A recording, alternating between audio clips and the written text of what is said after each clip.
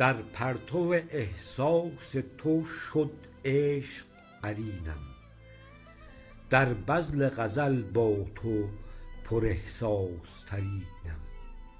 کنج لب تو خال چو برده ز سرم هوش، زان واله لبهای چو شهد شکرینم. تابیده چو بر سیب رخت نور، رخت سرخ، در حسرت آن سرخی رخ زرد و زرینم. در کاکل تو دیده به پایین و به بالا، از پا به سرت تا به سرم سر به سرینم.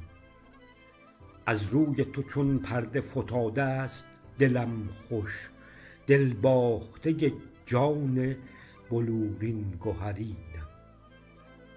بگشا در دل را به دل مست نگاهت، من محو تماشا به در باغ برینم.